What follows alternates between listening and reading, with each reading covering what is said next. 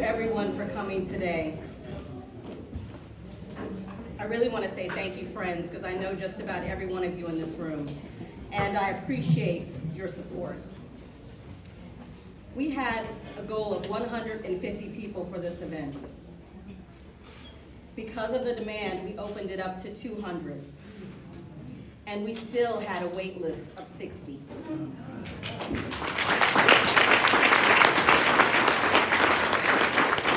This event was so popular, we had to cut off the wait list. Now I know that next year, we're going to have to find a bigger place.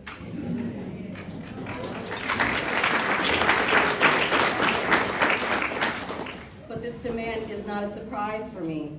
We have grown so much in the last year. In 2022, we had 70 new members. We're up to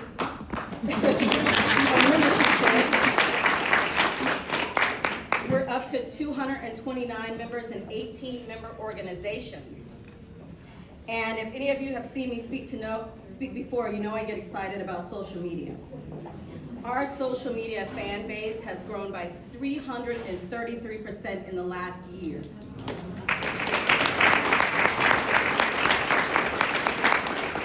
In 2023, we'll focus even more on advocacy and youth, while continuing to strengthen and build new relationships. We will continue to be seen, heard, and felt in this county. I'd like to take a moment to recognize some of the VIPs in this room. When I call your name, please stand or raise your hand so people can see who you are, but I'd like to ask everybody to hold applause until I get through the list. Dr. John Richardson, former president, Harford County NAACP. It's fine, you can clap. Barry Glassman, former county executive. Jacob Bennett, council member. James Riley, council member. Judge Angela Eves, Maryland Supreme Court. Andre Johnson, delegate. Dr. Teresa Felder, president, Harford Community College. Joe Selke, Director, Community Services. Amber Schroeds, Deputy Director, Community Services. Pat Vincenti, Harford County Council. Barry Klein, Executive Director, Healthy Harford. Denise Dreiger, Executive Director, Harford Community College Foundation. Cordell Hunter, Trustee, Harford Community College Foundation.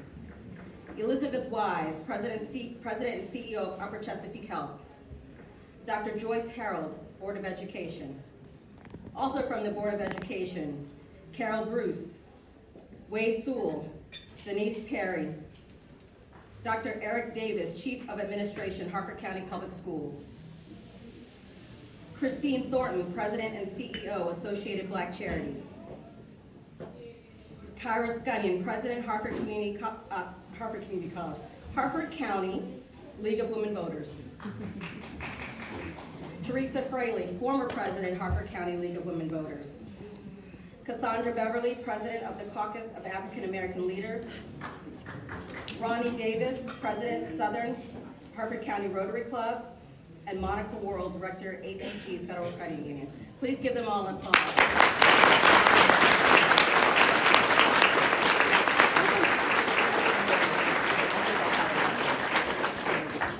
I'd also like to thank Harford County government, and in particular Amber Schroeds, for supporting this event and sponsoring this event. I'd also like to thank our past board members, whose term ended on December 31st, by presenting them with a special plaque. And there are two here today. If I could have Kyra Scunnion and Lenora Robinson come up.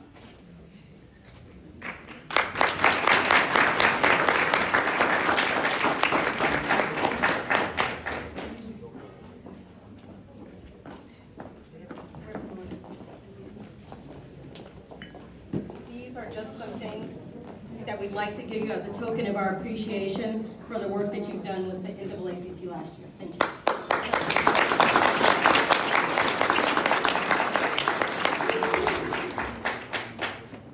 I do want to recognize those members who are not here today: Carolyn Wilkerson, Calvin Dixon, Natalie James, and Kay Flo.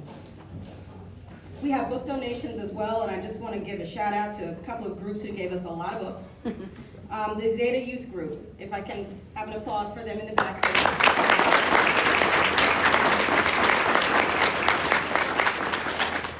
AKAs.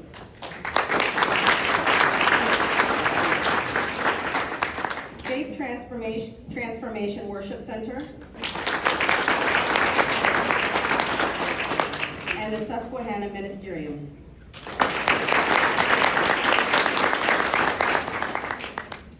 So today we are here to remember and honor the work of Dr. Martin Luther King Jr. In his short life, he did so much. In our lifetime, there has been no figure more closely identified with the struggle for civil rights. Dr. King grew up in Atlanta. In his 20s, he met and married his match, Coretta Scott. He became a pastor of the Dexter Avenue Baptist Church in Montgomery, Alabama. And for those of you who don't know, my mother is from Montgomery, Alabama. We visited every year when I was a child, and I never knew about Montgomery's rich history. But I saw the racism and I felt the fear. As an adult, I'm prouder when I'm in Montgomery. I go to Dexter Avenue each time and explore something else new.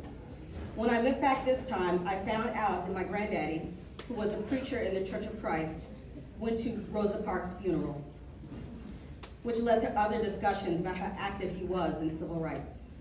And I never knew. Dr. King gave a call to action, and it's a cry to which all of us who fight daily for equality rally. I take that call in my position as the leader of this organization very seriously. And I must assume that you are here because you feel the same. I assume you're here because you recognize that we have work to do in the county that we all love and that we call home. That like Dr. King, we have a dream. I wanted to share with you a few of my favorite quotes from Dr. King. He said, "I have decided to stick with love. Hate is too great a burden to bear." Life's most persistent and urgent question is, what are you doing for others? Our lives begin to end the day we become silent about things that matter. We may have all come on different ships, but we're in the same boat now. And my favorite, the ultimate measure of a man is not where you stand in moments of comfort and convenience, but where you stand at times of challenge and controversy. May his words continue to empower us to do the work in this county that we all love and that we all call home. Thank you very much.